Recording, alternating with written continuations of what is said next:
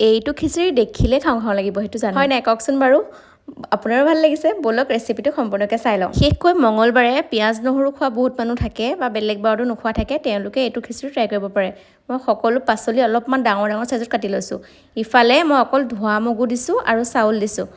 ধোৱা মগুৰ পৰিমাণটো বেছিকৈ দিছোঁ আৰু ইয়াত কচু ভাতকেৰেলা বিলাহী জাতিলাও ডাঙৰ ডাঙৰকৈ ৰঙালাওকৈ পিছমান লগতে কেঁচা জলকীয়া দি নিমখ দি দুটা চিটি দিছোঁ পানীটো অলপমান সৰহকৈ ৰাখিছোঁ আৰু চিটিটো মাৰি লগালগ মই খুলি দিছোঁ যাতে চাউল আৰু দালি বেছি সিজি ফেটফেটীয়া হৈ নাযায় এতিয়া মই তেলতে পাঁচফোৰণ শুকান জলকীয়া দিছোঁ তাতে হালধি অকণমান কাশ্মীৰী মিৰ্চ পাউডাৰ দিছোঁ যাতে খিচিৰিৰ কালাৰটো একদম লোভনীয় হয় আৰু তেল খোৱাসকলে খাব পাৰিব এইটো খিচিৰি আৰু এইটো বইলকৈও খাব পাৰে কথা নাই কিন্তু আমি তেল খাওঁ যিহেতু বহুত থাকে ন পিঁয়াজ নহৰু নোখোৱা তেওঁলোকে খাব পাৰিব আমি সেইটো কাৰণে পিঁয়াজ নহৰু এড নকৰাকৈ সম্পূৰ্ণ নিৰামিষকৈ এনেকৈ বনাইছিলোঁ আৰু গোটেইখিনি পাঁচফোৰণ শুকান জলকীয়া তেল মাৰি লৈ ইয়াতে দি দিছোঁ লগতে অলপমান গৰম পানী সৰহকৈ দিছোঁ যিহেতু খিচিৰিটো অকণমান লিকুইড হ'লে ভাল লাগে আৰু সোনকালে ডাঠ হৈ যায় যে আৰু এয়া চাওক পাচলিবোৰ এক পিছো ভগা নাই অকণমান উতলিবলৈ দিলোঁ ইয়াতে দি দিছোঁ মই মান ধনিয়া